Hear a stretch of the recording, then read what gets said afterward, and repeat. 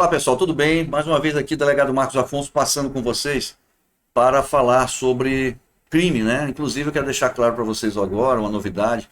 Modifiquei o nome do canal do YouTube e coloquei A Verdade sobre o Crime, delegado Marcos Afonso. Eu acredito que seja um nome interessante, é o meu métier, é o que eu gosto de fazer, trabalhar em relação à criminalidade, estudar sobre a criminalidade. Então, nós modificamos o nome no YouTube, tá bom? Vamos lá, gente.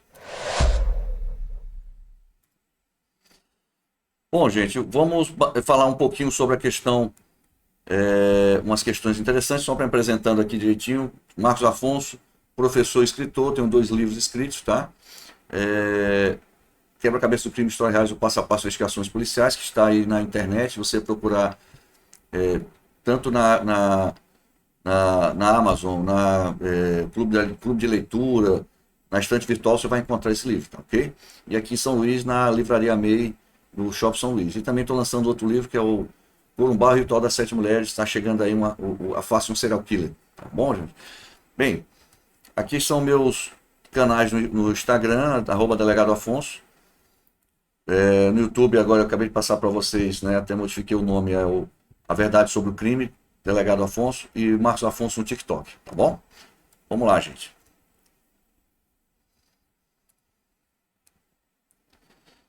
Iniciando agora.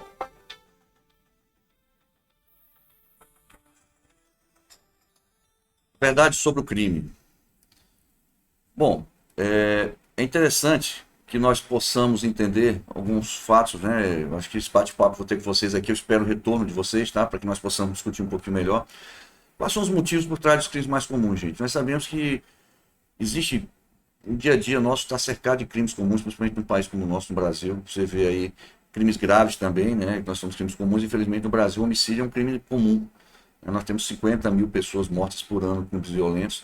Isso é um caso muito sério, né? Então podemos dizer, por que as pessoas se envolvem em atividades criminosas? É um caso muito delicado que precisa ser estudado, né?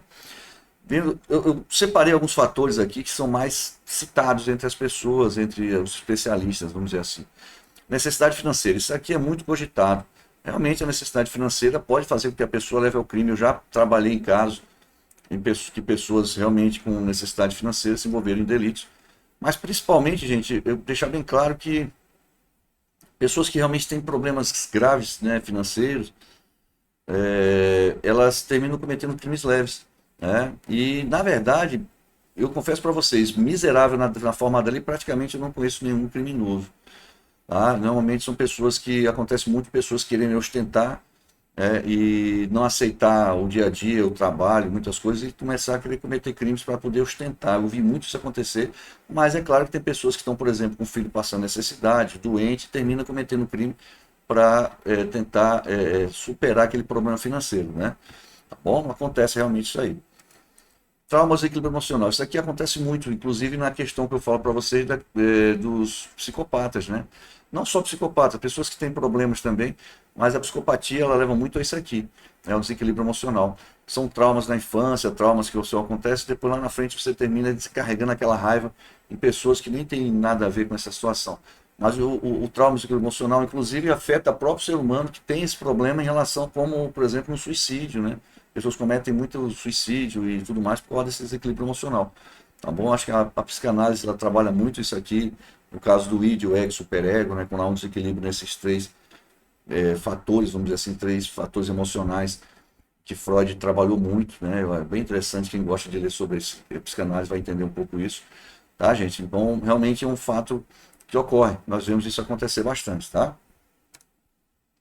Desejo de poder ou controle. Existe aquela frase, né? Quer conhecer o homem, dê poder a ele. Então, assim, são pessoas que têm esse desejo de poder, não só financeiro, tá, gente? Claro que o dinheiro traz poder também. E tem pessoas que têm esse desejo e quando você...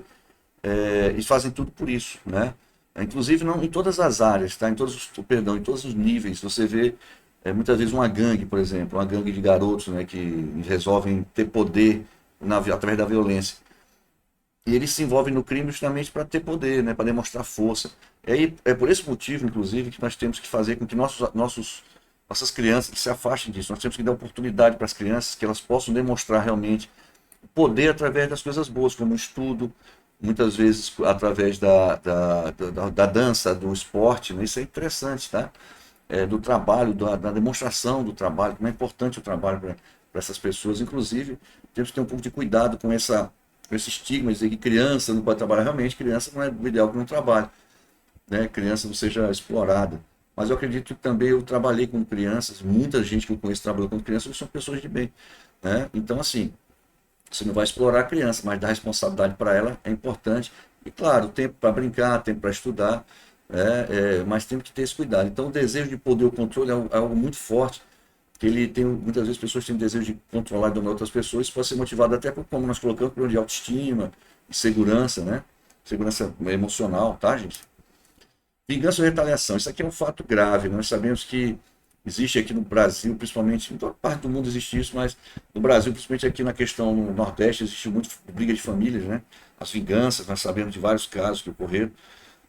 Mas existe também a questão da vingança quando o Estado não cumpre com o seu papel e muitas vezes as pessoas terminam tomando atitudes por conta própria, né? Ou seja, eles resolvem agir pelas próprias mãos. Vamos ver que o Estado não está dando resultado, tá? Infelizmente, hoje você vê que nós vivemos trancados, né? As pessoas hoje vivem cercadas de grades, cercadas de cercas elétricas, né? E outras proteções a mais, justamente porque não tem confiança no Estado. Isso aí eu gosto de dizer que é a falência do sistema penal brasileiro, né? Você tem que viver preso porque tem medo, né? Até porque as pessoas sabem que muitas vezes se acontecer um problema com ela, não vai ter o resultado que gostaria que tivesse, né? Então, a desestrutura policial, infelizmente, nós sabemos que as polícias não estão com a estrutura necessária para combater o crime, e pior, nossa legislação, né? Que isso é um fato que ocorre muito. Então, por isso, a legislação é triste, nossa legislação ela motiva muito isso, nós vamos ver lá na frente, que é um dos fatores também. E isso faz com que as pessoas terminem tomando atitudes pelas próprias mãos, né? Agindo pelas próprias mãos. Pressão dos pais. Eu coloquei esse termo, porque na verdade existem grupos, né? Quando nós colocamos lá na frente aqueles grupos que têm desejo de poder, e as pessoas querem participar, terminam querendo participar, os garotos e outros mais querem participar desses grupos, e são obrigados a cometer crime para entrar nesses grupos. É o caso das facções criminosas, né?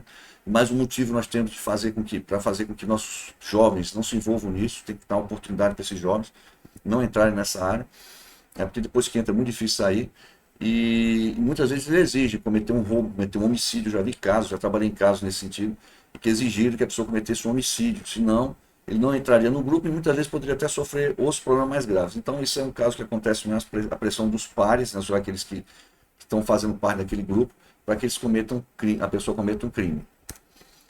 Drogas e álcool. Eu coloquei legais, mas são legais e ilegais. No caso, o álcool ilegal. O álcool legal e as drogas ilegais, né? Isso é um fator muito forte, tá, gente? As pessoas que usam principalmente esses entorpecentes, muitas vezes elas cometem crimes para manter seus vícios, né? Isso acontece demais. Quem convive perto de um tráfico de drogas, uma área de tráfico de drogas, é triste isso aí. Inclusive, existem grupos aí, por exemplo, em São Paulo, que defende a manutenção da Cracolândia. Se vocês não sabem disso, é bom entender. Existe um grupo aí que a Crack resiste. Eu confesso que eu acho um absurdo isso, né? Eles querem manter a Cracolândia, alegando que lá é um problema social que tem que se manter ali devido às pessoas que não têm para onde ficarem lá. Então, assim, claro que tem mais coisa que eles falam por trás disso aí. Eu não concordo, acho um absurdo, tá? E é isso aí. As drogas e o álcool, elas são motivadores dos crimes, sim. Tá? Muitos vícios de drogas são os vícios pelas drogas, né? Fazem com que as pessoas, para ter acesso, cometam delitos. E além de usar, e também cometer delito por causa do próprio uso, que faz com que as pessoas não fiquem normais. Afeta a percepção mental de todo mundo, e realmente você sabe que isso é um fator forte para cometimento de crimes. Falta de empatia, gente. Falta de empatia, nós sabemos que isso aí é o criminoso que tem essa falta de empatia, normalmente ele é um psicopata, né? O psicopata, ele tem essa falta de empatia, não tem carinho por ninguém, não tem amor pelo próprio, pelo próximo, né? Isso faz com que ele cometa os atos sem pensar, sem ter remorso, tá? Então, realmente é um caso grave que existe também no mundo, né? A falta de empatia, a falta de carinho pelas pessoas, de saber, de se colocar no lugar do próximo. E isso realmente é um dos motivos também para que as pessoas cometam esses atos insanos, né? Influências culturais existem, tá, pessoal? Influências culturais. Quem vive no meio, por exemplo, do crime, ele tem acha normal o cometimento do crime. Se você começa a conviver com esse tipo de situação, muitas vezes você vai achar normal cometer crimes e acha isso até que pode ser recompensado por esse ato. Tá? Então, isso aí que nós temos que fazer com que a influência cultural errada, né, no caso do crime, nós temos que combater isso trazendo influências positivas, né, através do esporte, da música, da educação, demonstração, gente. Nós temos heróis desse país, nós temos heróis sim, são pessoas que lutaram pela melhoria desse país, e nós temos que fazer com que esses heróis sejam reconhecidos, né, grandes esportistas, grandes políticos, temos bons políticos sim, temos péssimos políticos, mas temos bons políticos, nós temos bons juízes, bons delegados, bons promotores, bons pedreiros, bons padeiros, bons tudo, né? Professores, maravilhosos professores.